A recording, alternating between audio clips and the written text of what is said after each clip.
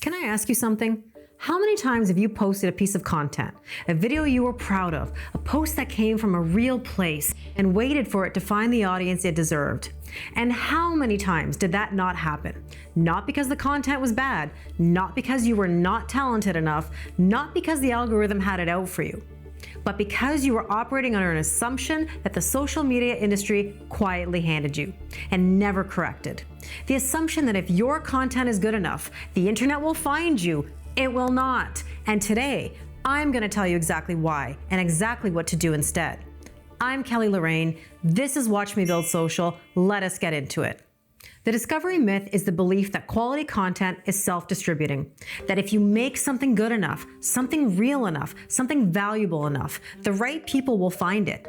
The algorithm will surface it, the audience will come. It is one of the most deeply held beliefs in the creator economy, and it is one of the most damaging.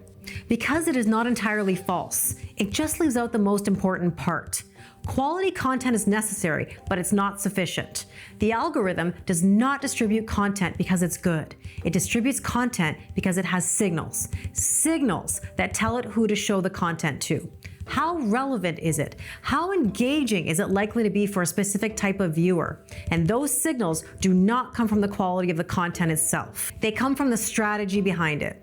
The title, the hook, the positioning, the consistency of message across the channel, the specific problem the content is solving for a specific person in a specific moment.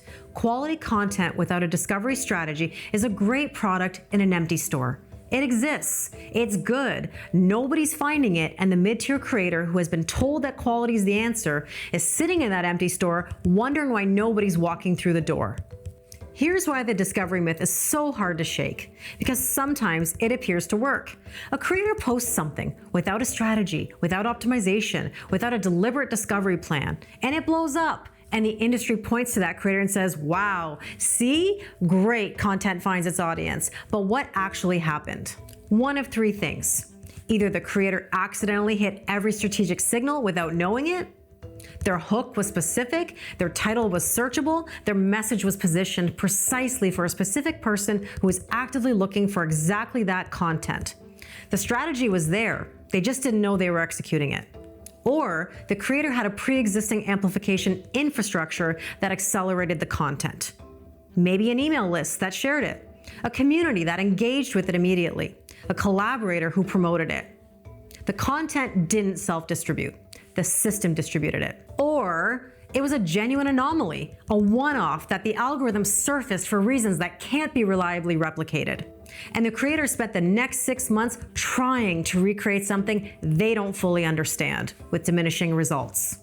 None of these three scenarios is proof that quality content is self-distributing. They're proof that the discovery myth survives because the exceptions get amplified and the rule gets ignored. So if the quality content is not enough, what is? Discovery is not one thing, it's a system. And that system has three levers. Pull all three deliberately, and discovery becomes a strategy, not a hope. Discovery lever 1, search positioning. The first lever is being findable by people who are actively looking for what you offer. This means understanding how your specific audience searches for the problem you solve, not how you would describe your content, how they would describe their problem. There is almost always a gap between those two things, and that gap is costing you discovery. A creator who teaches confidence might describe their content as empowerment work, but their audience is searching for how to stop people-pleasing, how to set boundaries, how to feel less invisible at work. The content is the same. The language is completely different, and the language is what gets found. Search positioning means building your titles, your hooks, your descriptions, and your on-screen text around the specific language your specific audience uses to describe their specific problem. Not your language, their language. Discovery lever 2, behavioral signaling. The second lever is training the algorithm to know who your audience is, so it can find more of them. The algorithm learns from behavior, specifically from the behavior of the people who are already engaging with your content. When someone watches your cat video to the end, saves it, shares it, the algorithm registers that behavior and asks, who else likes cats? Who else behaves this way? Who else fits this demographic? Who else should I show this content to? That is the distribution engine, and you can train it. The way you train it is by making content that provokes specific behavioral responses from your most specific audience. Saves happen when content has utility, when someone thinks, I need to come back to this. Structure your content so that it's worth saving. Shares happen when content creates identity resonance, when someone thinks, this is exactly me, this is my people. When your content makes someone feel specifically seen, they share it. Comments happen when content creates a reaction strong enough to respond to, a strong point of view, a counterintuitive claim, a question that demands an answer. You're not just making content, you're training a signal, and the signal determines who the algorithm finds for you next. Discovery lever 3, strategic visibility. The third lever is being in places your audience already is before they find you organically. Collaboration, cross-promotion, strategic community engagement, showing up in the spaces where your most specific audience is already gathering and adding genuine value in a way that makes them want to find out more about you. This is not about chasing trends. This is not about being everywhere. It's about being deliberately visible in the specific spaces where your specific audience already exists.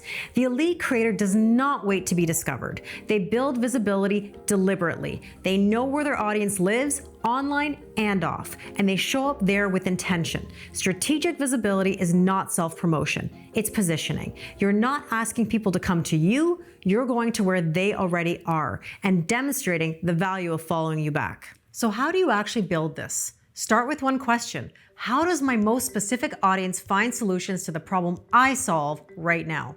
Not how do they find me, how do they find solutions? What do they search? Where do they look? Who do they follow already? What language do they use to describe the problem? Answer that question with specificity, and you have the beginning of a discovery strategy. Then build one lever at a time. Start with search positioning.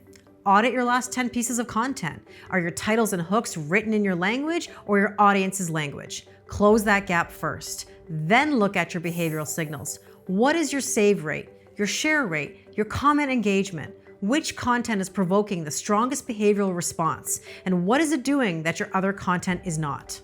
Then build one strategic visibility play, one collaboration, one community engagement, one deliberate presence in a space where your audience already exists. 3 levers built deliberately, pulled consistently. Discovery is not something that happens to you, it's something you build. Here's what I want you to take from this video. The internet is not going to find you, but your audience will if you build the right path. The discovery myth kept you waiting. The discovery strategy puts you in motion. You've been making great content. Now is the time to make sure that content can actually be found.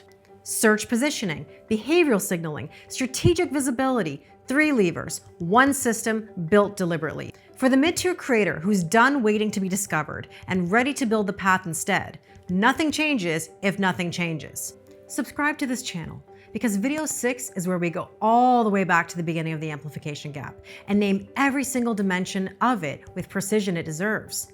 The positioning gap, the clarity gap, the strategy gap. If you've ever felt like you were doing everything right and still going nowhere, video 6 is going to give that feeling a name and a solution. Hit the notification bell. Share this with the creator in your life who needs to hear that gap is structural, not personal. I'm Kelly Lorraine. This is Watch Me Build Social. Watch me.